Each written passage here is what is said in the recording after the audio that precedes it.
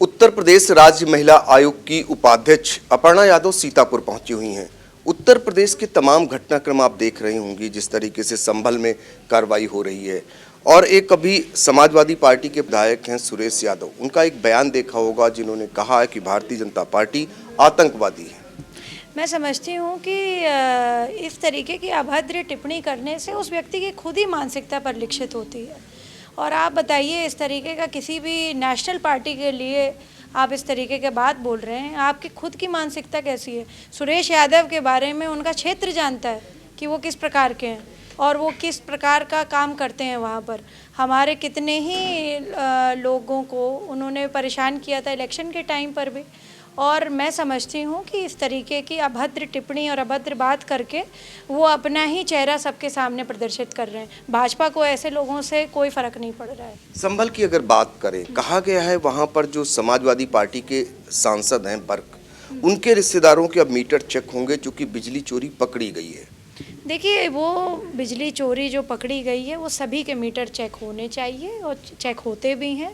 प्रदेश सरकार बहुत ही सुचारू रूप से काम कर रही है। आदरणीय मुख्यमंत्री श्री योगी आदित्यनाथ जी ने हमेशा से कहा है कि चोरी हो, गुंडई हो, इस तरीके की अव्यवस्था को बर्दाश्त नहीं करेंगे। अरविंद शर्मा जी लगातार मीटिंग करते रहते हैं।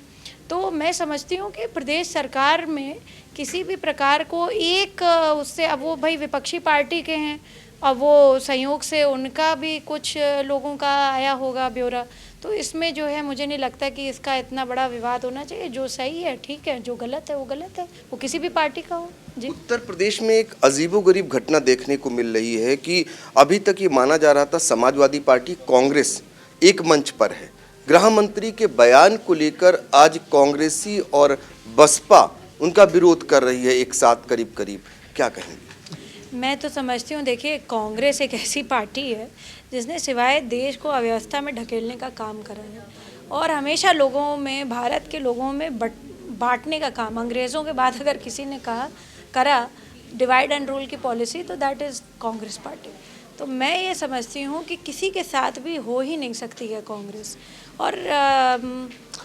और मैं क्या ही बोलूँ, आप जैसे पत्रकारों की वजह से जो लोकतंत्र के आप लोग बहुत बड़े स्तंभ हैं, चौथा मजबूत स्तंभ कहते हो, मैं आपका धन्यवाद करना चाहती हूँ कि कम से कम पार्टी जो करती है, चाहे वो बीजेपी कर रही हो, चाहे कांग्रेस कर रही हो, चाहे अन्य पार्टियां कर रही हूँ, मैं समझती हूँ कि सबका काम लोगों के बीच में आता है।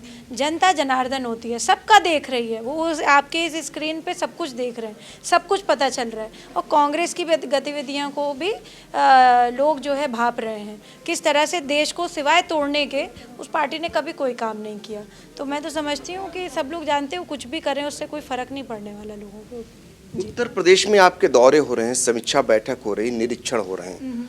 राज्य महिला आयोग की अगर बात करें तो आप इस दौरान तमाम महिलाओं से मिलती हैं, तमाम योजनाओं की समीक्षा करती हैं।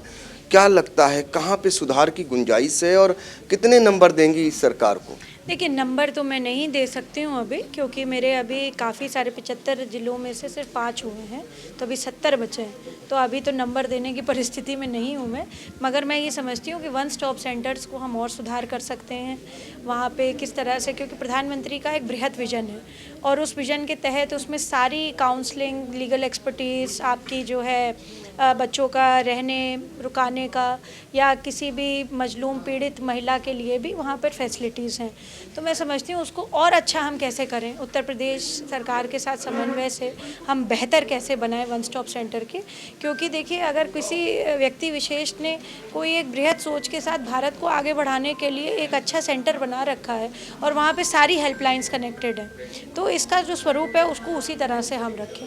अपर्णा जी, आखिरी सवाल, उत्तर प्रदेश राज्य महिला आयोग 2025 की अगर बात करें तो उत्तर प्रदेश की महिलाएं क्या उम्मीद रखें? किस प्रकार से आपका आयोग जो है उन्हें न्याय प्रदान कर रहा है? मैं तो समझती हूँ कि देखिए, जो आदरणीय प्रधानमंत्री जी ने 33% का आरक्षण दिया है, वही बहुत बड़ी बात है।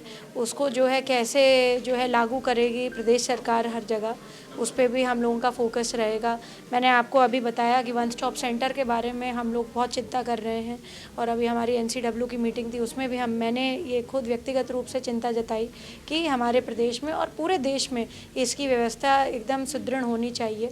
तो मैं समझती हूँ कि हम बहुत सारी योजनाओं को लेकर के चल रहे हैं, और बहुत अच्छी बात है कि मिशन शक्ति जो आदरणीय योगी जी का है, हमारे मुख्यमंत्री जी का है, उसको केंद्र ने भी एक्सेप्ट किया है। तो इसको भी हम लोग जो है, इसीलिए हम लगातार निरीक्षण कर रहे हैं, लगातार समीक्षा बैठक ले रहे हैं कि कितने लोग लाभान्वित हुए, कितने लोग नहीं हुए, क्या क्या इसके और अच्छा हो सकता है, इसमें बेटर हो सकता है। पिंक बूथ जो हैं वो सुचारू हैं कि नहीं है, पिंक टॉयलेट्स जो हैं वो सुचारू हैं कि नहीं, बच्चों के लिए रहने के लिए, खाने के लिए, पीने के लिए, उठने के लिए, बैठने के लिए व्यवस्था है कि नहीं।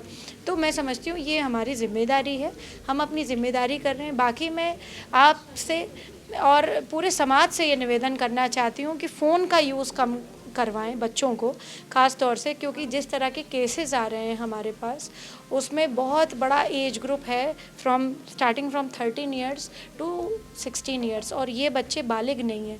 17-18 के बाद आदमी कहता है कि हम जो है एडल्ट्स हो गए। 13 से 16 के जो बच्चियां हैं, किशोरियां हैं, उनका जो एक ये टेंडर एज है, वो मिसगाइड हो रही हैं कहीं ना कहीं।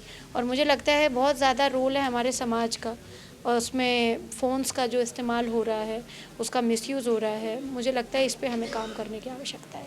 बिल्कुल। तो देश के सबसे बड़े राज्य उत्तर प्रदेश की राज्य महिला आयोग की उपाध्यक्ष अपर्णा यादव सीतापुर पहुंची हुई थीं और तमाम मुद्दों को लेकर उन्होंने बातचीत की। सीतापुर से पंकज सिंह गौर।